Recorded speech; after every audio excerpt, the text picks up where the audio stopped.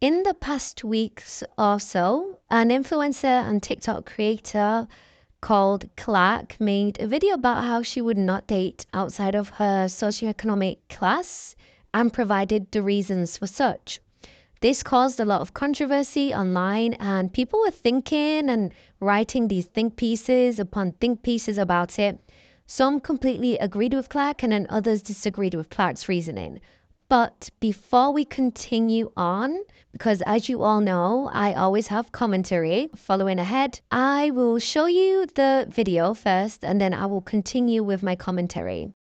Someone asked me recently what my thoughts were on dating outside of my social class, and I answered that I would quite literally never do that, and here's why. For the purpose of this question, I took social class to sort of mean like socioeconomic class, so my economic status, maybe around how much money I make, the social status, like perhaps the caliber of school that I went to and the spaces that I found myself in as a result, and the people I found myself surrounded by. And then also like the lifestyle I've created for myself that's a combination of like the economic status and the school and the spaces and all of that. It's important to note that I did not grow up with a lot of money. My father went to prison when I was 4 years old. During that time and all the time after, like my mom has been a public school teacher, so they don't make a lot of money. When we first moved to Atlanta, we lived in a 2-bedroom apartment with 7 people sharing one bathroom. Like I literally shared the bottom bunk of a bunk bed with my second oldest brother, and then my oldest brother and my sister-in-law were on the top bunk of that bed. Okay, money was not, we didn't have a lot of it. So knowing my circumstances, when I was like 12 years old, I made this vision board for myself. My mom actually found recently in her storage unit. I had basically carved out my entire life, like what I was gonna do in high school to make sure I could get into an Ivy League college, and what I was gonna do at that college to make sure I could get into a certain law school or buy a certain car and have a certain apartment or home. Like all of these things I had planned out, and I knew that because my family didn't have the same financial resources someone else's did or access to certain people to get me into doors, I had to open them myself. So that's what I did. I created an insane amount of opportunities for myself by literally putting my blood, sweat, and tears into everything I did. From the time that I was 12 years old until now, like 23, I was so intentional about every decision I made, whether it was not dating in high school or not drinking or prioritizing school or trying to get different scholarships. I did everything in my power to make sure that the life I was creating for myself while I was kind of stepping into the autonomy that I would have as a young adult, even as a teenager going into a young adult, being able to create the life I want to, that I was doing everything in my power to have something different than what I had growing up. And of course, I didn't have to do this. I didn't have to stay up all night applying to scholarships to earn over $500,000 to go to college. I didn't have to apply to Columbia and do all the things that is required to get into a school like that. But I wanted to because I wanted to have a certain life. I started making content. I was taking 19 credit hours. I was working 3 days a week in office at my internship, but then I was also working with a tech startup virtually, and then I also started doing content, and it was probably one of the hardest times in my life, but again, I knew that I wanted to set myself up for greatness, and that is what was required. So knowing that, understanding how much work I put into the person that I wanted to be and the life I wanted to have feels so unfair to me now, and also to my younger self who was just so forward thinking and like put so many things on the back burner to prioritize the life that I would have right now. For me to date someone who cannot give me the life that I've always wanted, like they can't match it. I don't even need you to give it to me because I've already gotten it for myself, but if you can't be right there with me, it's not fair to me to lower my standards or accept certain things that I knew I never wanted to, which is why I work so hard on myself just so that I can be with you. And it is not lost on me the fact that a lot of guys my age are just not gonna have what I have, because I'm in a very unique position to make an insane amount of money for someone my age. And that's where the other part of the socioeconomic status comes in. I need to at least see that you have worked as hard as I have to put yourself into certain spaces, to open up certain doors for yourself, to go to certain schools or whatever it is, because you have this intrinsic ambition and drive, because you know that you also have your eyes set on the sort of lifestyle that I do, and that is what you're actively working towards every day. Not having that does not make you a bum. It doesn't make you undesirable. It doesn't make you an unattractive man or anything. It just makes you incompatible with me and the lifestyle that I want to have. I appreciate the drive that I have and the confidence that has been instilled in me because of all the things I've been able to do for myself, and I really appreciate that in other potential partners as well. So if I'm really considering like seriously seriously dating someone, not just like a casual date, whatever, this is something that is a requirement for me. It's not like, oh, I hope, or maybe I will. I've tried it before. I'm not doing it. This is what I require. And I don't think it's a lot to ask. Shit, I asked it of myself at 12 and look at where I am. So, as you heard in the beginning of the video, Clark is definitely an ambitious, accomplished young woman who has definitely worked up from where she started till now. And she clearly sees the best for herself and her future, as she should, as everyone should. And of course, her upbringing has played a huge role into her current reasoning as to why she wouldn't date below her socioeconomic class, as she puts it. And she explains how she would be doing herself an injustice by dating down because she worked so hard to get to where she is currently at. And I absolutely agree with her on that. I'm of the belief that when it comes to dating and dealing with men in general, you either date in your level or above. In reality, most people date within their own level because that is the most easiest and accessible way to find a compatible partner. And this is pretty obvious stuff just by looking at your everyday couples. That's why I was initially confused by all the noise about what Clark said, because what she has said is said and thought by many women and men, regardless of whether they are accomplished as her or not. She also mentioned that she wants to be with someone who has worked as hard as her to get the opportunities that she has acquired. And again, I don't think there's anything wrong with that, but this is where I know a lot of people misconstrued the statement and turned it into, oh, so you're saying that poor people don't work as hard because they don't have the opportunities that you have? And I disagree with that. A woman choosing to date above her social standing or her current social standing is basically what we call hypergamy, which is a practice that has been here since the dawn of time. And it's even more pronounced now with the capitalist system that we're under, because our quality of life is directly correlated to how much money we have and how much we can afford with that money. So, in order for a woman who wants to be partnered with a man and potentially have a family in the future, I'm not saying this is what Clark wants, but just in general, she obviously is going to go where stability and a good set of living standards are guaranteed. And 99% of the time, it's alongside a man who is high earning or who can provide that. So from this, people may conclude that it's class discriminating because you're discriminating against a whole group of men who are a caste beneath you and so on. But is it really discrimination, or is it just more of a means to survive in this capitalistic and expensive world? Think about it. Statistically speaking, men make more money than women on average, and women do a lot more of the domestic housework than men. And the responsibility of raising children usually falls into the hands of women. And on top of that, many women in the West contribute financially to their households. I think the stats in America for dual income households is like 52 or 58%. And in the UK, it's something similar. So when women are already doing majority of the housework, majority of the child rearing, contributing around 50% financially to the household, get paid less on average, knowing this, and people are still mad that a woman wants to date on her level or above? Like, does that make any sense? Would you rather a woman pick someone who is below her socioeconomic status, knowing she will definitely struggle raising the kids and taking care of herself and the family, just so she can be seen as not being classist? Like, are we really being honest right now? From the controversy, I established that there were three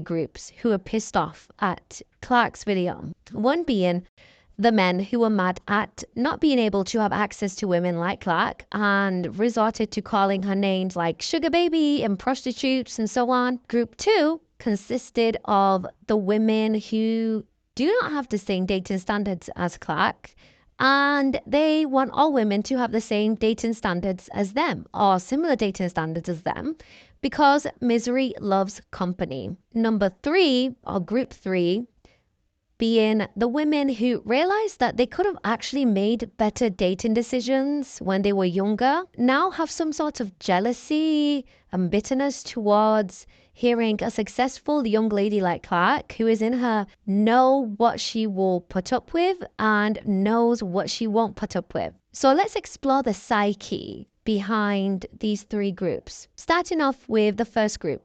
So there are quite a few men in this world who believe that they are entitled to all types of women. A particular group of men who think that that when a young and well-educated woman talks about her dating preferences in terms of money and status, they automatically think she's not entitled to demand that, and all that she has acquired is through the means of a man, which is obvious misogyny. But it's also clear that these men aren't around women who do earn their keep and are well-rounded individuals. But in saying that, why would that type of woman want to surround themselves with men that have that mentality anyways? They wouldn't even be in the same vicinity. Notice that whenever a man accuses a woman of being a sugar baby, despite not having any evidence of such, they use the fact that Clark has dated older men, which in my opinion isn't enough evidence to prove that she is a sugar baby. Not that it's any of my business, but usually these accusations are smeared with jealousy. I do want to say this though, before I continue. I don't know Clark personally, so all the information I know is what she has put out there in the internet. It's not talked about enough as much as we talk about women jealousy towards other women, but there are some men who are jealous of women who have done well for themselves. They see women as beneath them, and as such, they can't fathom the thoughts of a woman doing better than them. Hence why, to them, it's impossible for a woman to beat them in life unless there is a man in the picture. We're going to see a lot more of these men yapping about because we're currently living in the times where some women are definitely beating men in life. And it's only up from here. Now on to group 2. As I said before, this group consists of women who do not have the same dating standards as Clark's. They, in comparison to Clark, they probably have much lower dating standards, much lower barriers to entry. They want all women to have the same or similar standards as them because, like I said, misery loves company. These women haven't realized that they can demand for a lot more than they currently are demanding. And like the men in group 1, they have an idea of what women in general should and should not require in their lives in dating. If a woman dares to go outside of those restrictive boxes, they get their knickers in a twist. Realistically speaking, no one should dictate what the dating standards should be for anyone except for yourself, because people have different opinions, different living experiences, practice different religions, beliefs, and cultures that all influence them in who they end up choosing as a partner or for a partner. In my opinion, you can demand as much as you want so long as it's in your ballpark, meaning you have actually put in the work into yourself to match whoever you desire. But that's just me. Some may disagree, some may agree with me. But of course, what are humans going to do? Humans are going to do what humans are going to do, and they're going to project what they think is right for them onto other people. And you need to watch out for that as a woman while you're dating or when you're about to start dating. Constructive and solicited advice is great, but don't take that as gospel. Because what works for one woman may not work for the other. You may have done the complete exact same thing, but end up harboring completely different results. As you get to know and meet men throughout your life, one thing you should always take away from those interactions or relationships is the non-negotiable and negotiable traits that you have found in them. If you already don't have one, I would definitely suggest you make a list of the non-negotiable and negotiable in dating to help you build your standards and boundaries with men and also in other relationships like friendships. For instance, if you date a man and you find out that he has a bad temper, that he can't control himself, it's something that you dislike, that trait of having a bad temper can go under the non-negotiable list. So now this means that the next time you date another guy, you'll spot whether he has a bad temper or not. And you can make the decision to not stick around because you know that the man with a bad temper and cannot control it, that means that he will quickly escalate in being verbally and oftentimes physically abusive. Now, in your negotiable list, you can list the traits you've seen that aren't your favorite, but you can tolerate them. So this can be related to aspects of their personality, background, or lifestyle. For example, if the man you're dating likes to wake up at 4 a.m. in the morning to go to the gym and for a run, while you prefer to lie in till 8 and make your breakfast and take things slower, that can sometimes cause a bit of friction in spending quality time with each other. But it is one of those things that you can work out with compromise. Now on to group 3, which is similar to group 2, but it's the added bitterness of women who actually do realize that they can demand for more, but they don't and they didn't because they may feel like it's too late, they can't go back, some of the mistakes that they made are irreversible, or whatever reason. So now they're frustrated that a young woman who is doing what they should have done ages ago, they're forced to look at their own lives, decisions that they made, and for some, a pang of regret fills their veins. What they fail to realize is that the bad decisions that they made before doesn't necessarily mean that they can't change and do better from now on and in their future. One thing I've noticed in general is that women are very hard on themselves, extremely hard on themselves when they make a mistake. They feel ashamed and they beat themselves down for it rather than using that mistake as a lesson, because you can't blame yourself for not knowing something and then making a decision based on whatever you knew back then. Now that you have the experience, you can use it to make better decisions in your life. And this is also another tip that I have learned while dating. Don't be so hard on yourself for not knowing something. You learn through experience and experimenting. Also, you learn from others too. We live in the social media era where people plaster their whole lives online for the world to see. And many times, people often share the mistakes that they've made while dating. So you can learn from them. And you can also learn from your friends, family members. So you can avoid learning some lessons through experience, because learning through experience can be painful. So with all this being said, Clark isn't wrong for knowing her standards and sticking by them, as all women should do the same. But there is something I disagree with Clark on, and it's not about her having her standards or anything like that, but it's more as to how she likened socioeconomic status with social class. I'm going to need a bit more elaboration on how the social class system works in America. So my American viewers, you can chime in on this. And everyone else, comment down below how the social class hierarchy works in your country. From my understanding, just because you make a lot more money doesn't necessarily mean that you can move up in social class. Making more money means that you can move up in socioeconomic status, which means you're essentially moving into a higher tax bracket, or you're going from a junior position to a more senior position that enables you to have more disposable income. Although there is some overlap between socioeconomic status and social class, they are still different entities within themselves.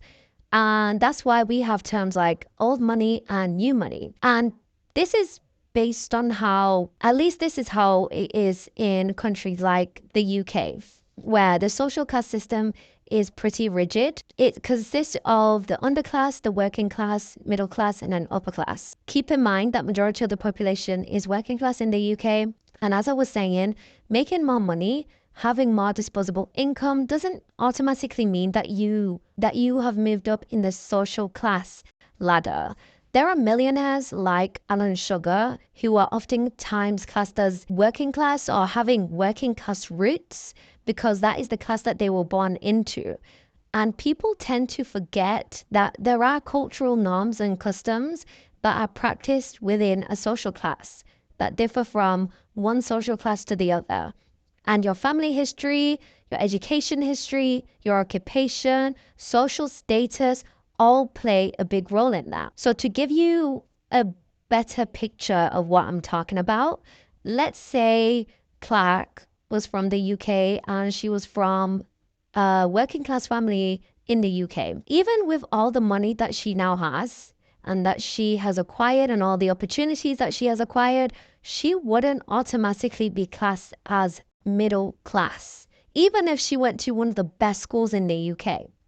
She would still be cast as a working class woman because of her family background, what her parents do for a living, where her parents went to school. Although her dating pool would expand to men who are in the above social classes, there would still be a struggle to be in close proximity to these actual men because they tend to be in certain places, engage in particular sports, hobbies, and events that many working class people wouldn't be privy to unless they are in close proximity to someone who is within those social classes. And that's another thing that people tend to forget when dating above your social class is the cultural shocks and feeling out of place, especially as a black woman, because as you move up in the social class ranks or ladder, the less black people you end up seeing, especially in the West. And many people have this idealized image of marrying above their social class, but don't really know what comes along with it. But then again, I say this all to say, I'm not too sure about how the social class system works in America. So, American viewers chime in. If you're making a significant amount of money, more money compared to before, do you automatically enter a new social class or not? Let me know in the comment section. Also, another thing I disagree with, and this isn't just directed to Clark, by the way, this is generally towards black women. There is no need to tell people what your dating standards are online, especially.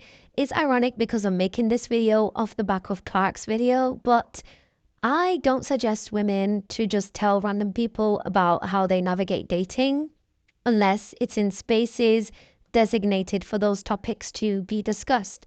And I know Clark mentioned that she was asked this and hence why she decided to make a video about it. But the reason why I wouldn't do the same thing or suggest to do the same thing is because it opens you up to a bunch of opinions that you really don't need to know exist. They're not going to help you in any way whatsoever, are rather going to try to humble you, convince you why you're wrong about XYZ, and it's really just a waste of energy. Most people in all social classes, including the higher social classes, don't tell people who they date because it's just not necessary. People just do it and that's it. What do you all think about Clark's video? Do you agree with her or do you disagree with her reasoning? If so, let me know. Why in the comment section and I'll see you in the next one.